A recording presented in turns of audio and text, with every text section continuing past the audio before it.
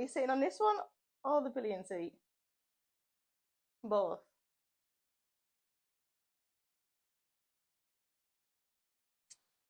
Hello YouTube and welcome to day 4 of Vlogtober. So we are in the middle of getting a storm, I think. Apparently Storm Amy. I mean, I could have made that up. Someone in the comments said Storm Amy, so we're running with it. We have got a break in the rain, so I thought we'd whip the Benelli out and we will see what it needs doing to it. So this is the bike that Ash has been riding and it is very, very neglected. Now I don't think it's had a wash or a clean or any sort of maintenance apart from tyre pressures since Ash started riding it. So it's in a bit of a sad state. We've got a lot of rust, the chain's absolutely manky, it's just so dirty. So we'll give it a clean, we'll take the rusted parts off, see if we can freshen them up a bit and go from there. So I'll bring the camera around and show you what I'm on about because guys, it's so bad right now. And I'm just hoping that it doesn't rain. Does not look promising at all. Ah! Ah! So I just said we had a break in the rain and it's just started raining. Obviously bear in mind that my garden is under construction. So, well, we're having a break in construction. So it's like half ripped up. But anyway, as we were. So, front. A lot of flies. Not too bad. Tatty L. So we'll replace that. Tyre wear looks pretty even.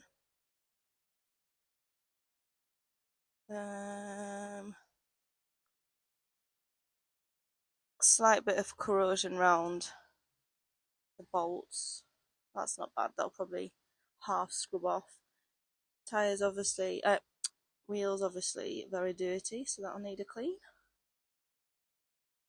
Yeah. The horn still has its blue wrapping on. The disc's worn alright, I've just had a feel, it seems pretty even. You can't quite see the pads from here, but the wear on them is absolutely fine. Some rusting on there, which is to be expected, with it not being cleaned or anything. Let's have a look up here. The fork seal on that side looks alright. Fork seal looks alright on this side as well. Doesn't seem to be any major leaks or anything to be concerned about.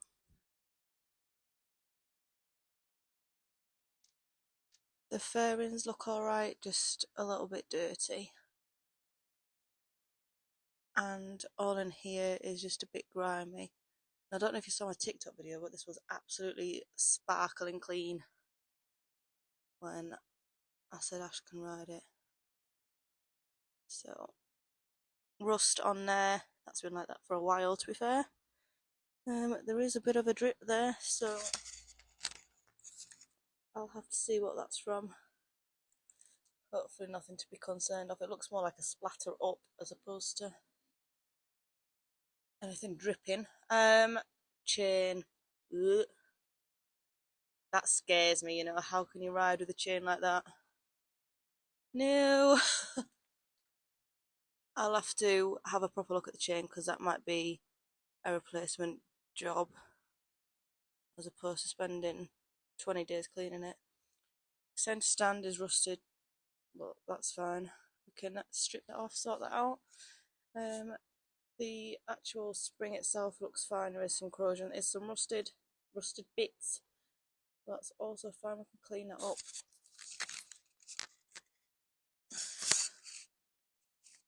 The rear foot pegs are absolutely sparkling because he was going on the back of a 125. Obviously back wheel's dirty. There's a bit of rust through there. Let's have a look at the tyre.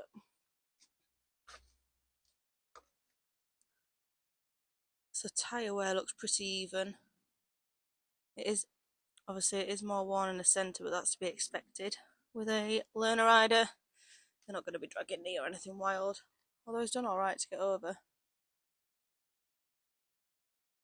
Rear pads, they look fine.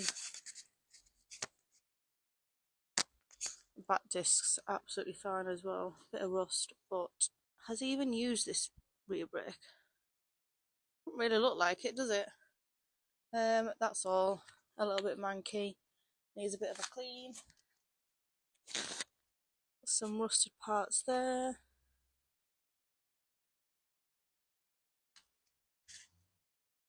This is just all a bit dirty. I'll stand the oil. I'll stand the bike on its centre stand to check oil levels.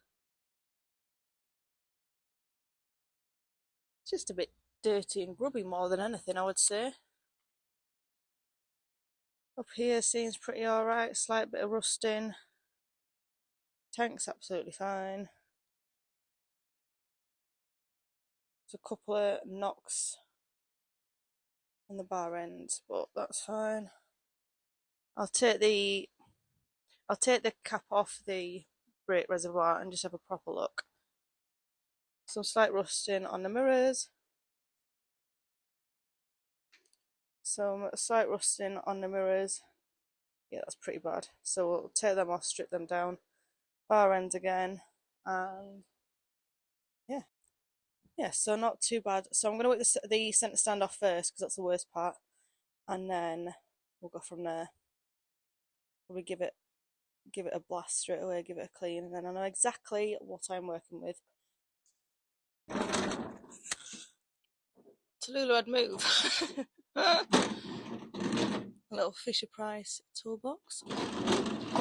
Do you know what? This wasn't actually a bad purchase. I got it from Halford, in a sale. I think it was, I don't know how much it was, £100 maybe. And it's got everything you sort of need for general bike maintenance. I put some wheels on it because I'm not strong enough to lift that everywhere. Sensible. Put some mats down so I can work without getting a soggy bottom because no one wants a soggy bottom. Can I prop this mic somewhere so I'm not holding it like an absolute lemon? Where do you come from? Where do you go? Where do you come from? Cotton Eye Joe. Testing. Right, so let's have a look. That might be extremely loud, I'm so sorry. Oh, she's scared. Come here, darling. Where is it? Oh, is it big wind? A big wind. Hey? A big wind. Yeah, it's very noisy. I think there's stuff blowing all over. Right. So I don't know what tools I need. I think looking at it, we've got a spring and then one of them, them split pins that go in and then come back on themselves. However, I might have to undo the exhaust, just the side that's attached to the rear peg, because it looks like there's what's the word for it? Like a spindle that goes through. That needs to come out where the exhaust is, obviously. So, cool. So let's have a look. Spring. Do we take the spring off first? It's always a bit of a sketchy move, isn't it? Oh, it's a double spring. Yeah, I think we're going to do the spring after because I have not got the strength to do that. Let me get my glasses because as much as you can't see from all the way over there, I can't see either. Where do you come from, Cat and I Joe? So you've got a double spring there and a split pin, and then the other side, this bit pushes through onto the exhaust. So we'll take the split pin out first and see where we're at. I think we're going to need some WD on this.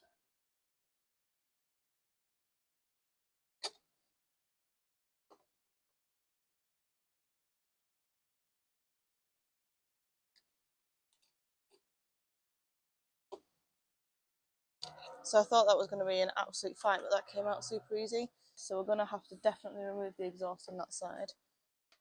Hey, so 14, not 15 for the actual bolt. And another tip I like to do, just for ease, is when I take a bolt out, I tend to put it back in the hole that I took it out of, just so then I don't misplace the bolt or forget where I got it out from. Obviously you can't do that with every bolt, but... Right, so I'm just going to put a bit of tissue under there and spray a little bit of WD just because it is so manky. And a wire brush. And I'll just clean a bit of that mank off.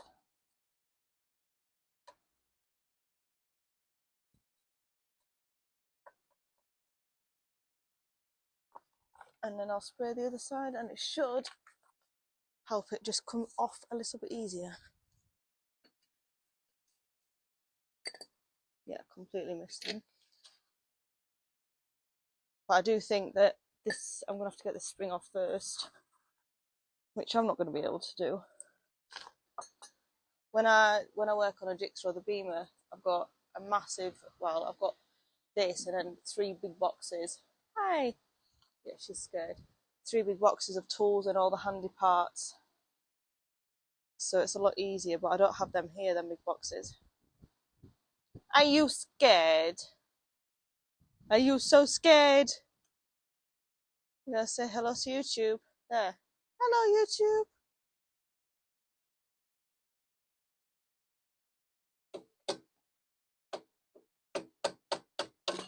There we go. Is that just one half off? I think the issue was with that spring, trying to get that spring off. But as soon as this is knocked straight through, it should come off. That is so manky.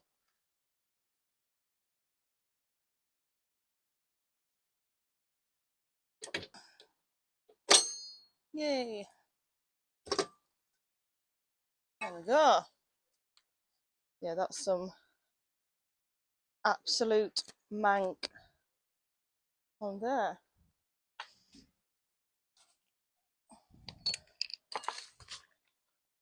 So now this should just easily lift off. Hey! Jeez.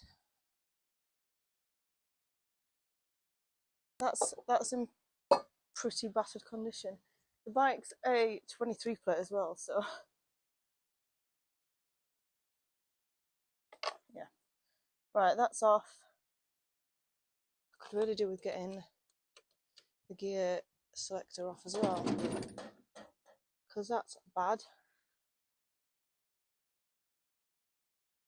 So using a paint pen, I'm just going to mark where that sits on which one of the little ridges it sits on, because sometimes it can be a bit of a pain to line back up. So if we do that, it just makes it a little bit easier for us.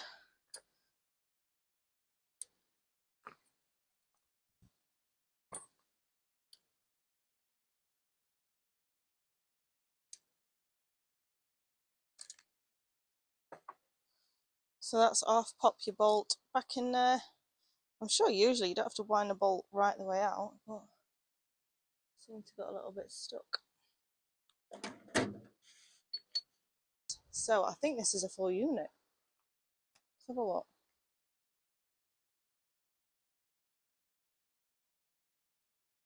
Yes, so the mirror, can you detach from there?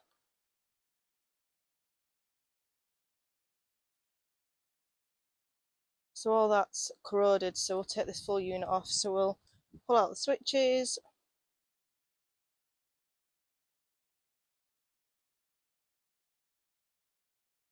peel that back.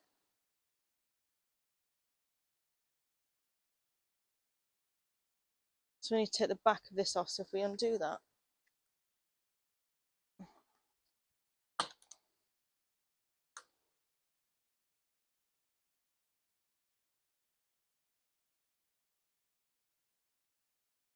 It's fine, throttle cable, I can see now.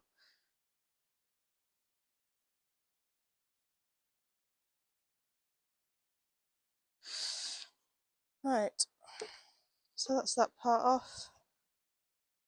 It's definitely seen better days. Because there is quite a lot of grease build-up, I am going to be using elbow grease. Now, use this with caution. It is absolutely fine, in my experience, on parts if you rinse it well after. Just make sure you get the product off. It is a household degrease, you can use it on your clothes and everything. So it's not that harsh because you can use it on fabric. I wouldn't advise using it on your chains if you've got O-rings, as obviously it could deteriorate the rubber possibly. But I'll be going in with this and a brush and just giving it a good scrub, and then we will rinse it down after. So I tend to do this first as it doesn't penetrate as well if you've got water.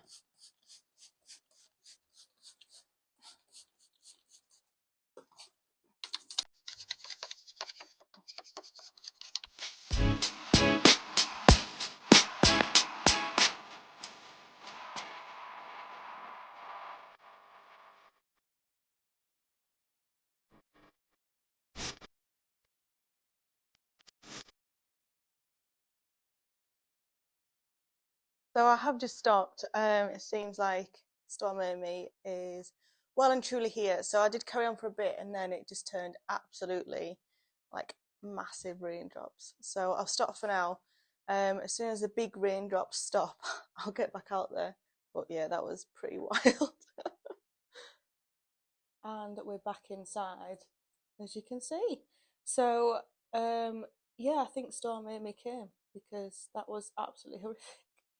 I decided it sort of got to the point where I was hiding inside and it was like, I may as well just crack on. Like, I was already wet at this point. The bike was obviously soaked, so I was like, yeah, may as well just go for it and embrace the rain. So hoodie changed, trousers have dried off quite quick, bike's inside. It's now dry, so it's clean and dry, and I'll give you a little show around it. So I've got some of the compound from Maguire's. I love Maguire's products. I think they're amazing.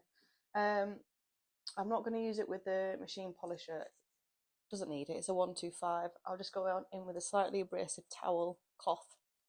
So this is like a dishcloths you can buy, but this is a well-used bike one. And then buff it up with a microfiber, and I'll just go in with some either wax or polish, depending on what I fancy. So yeah, let me show you. So the chain has come up absolutely unbelievable. So that was, I just used a bit of the elbow grease, some chain cleaner, and then my Ride It Right brush. So that's not half as bad as I expected it to be. It didn't even take that long either. So what I'll do is I've dried it off. It could probably do with a bit more of a scrub, but I've dried it off and I'll hand put some chain lube on.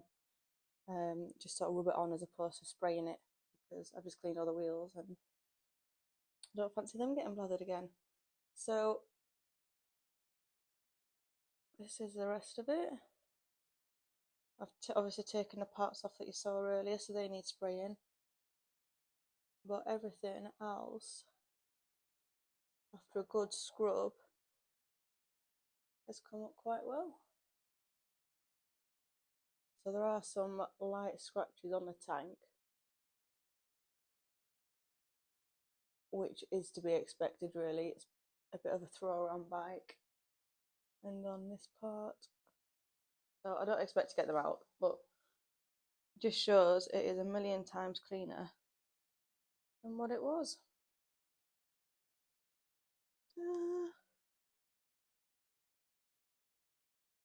So I'll get it polished and then I think we shall call it for the day.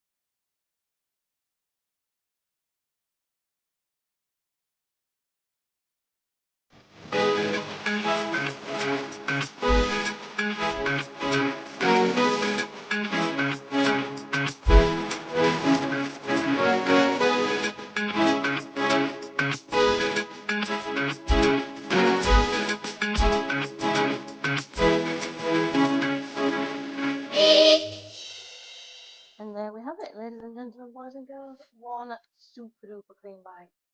It's actually come up a lot better than I thought it would. Chain's looking good. I did have a quick look through it because there was a couple of kinked links, but they seem to have, you know, straightened out and they're flexible again. I think it was just a build up of muck in it. So luckily I don't need to replace the chain. The fairings look immaculate. All in here looks really good.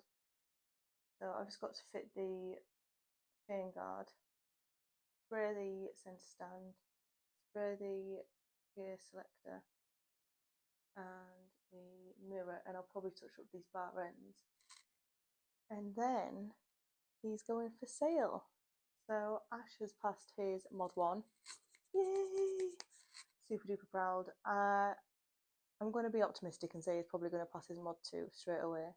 So this bike will be nil and void. So initially I bought this bike for myself. I have an SLRR and a Gixxer K2 which is hiding just behind there, and I just wanted a bike that I could just nip around with, just sort of fling around and be a bit of a hooligan on. However, it was a bit of a mistake was this bike.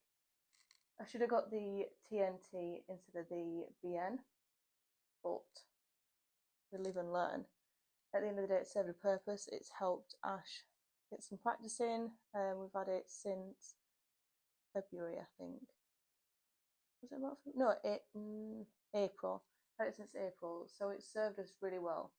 So as soon as he's passed his mod 2, I'll put this one for sale.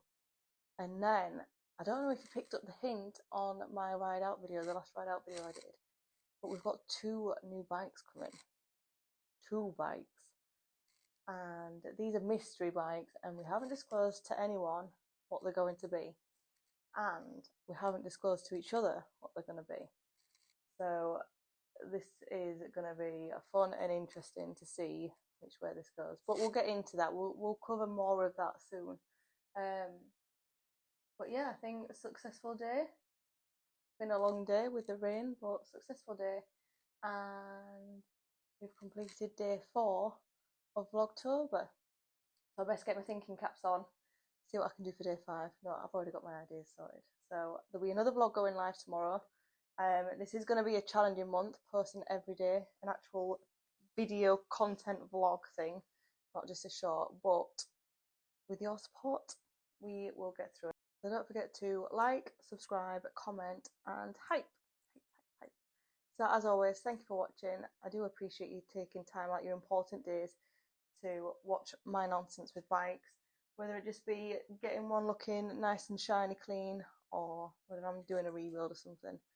I do appreciate you watching. So I shall see you tomorrow around 8 o'clock for the next video. Goodbye.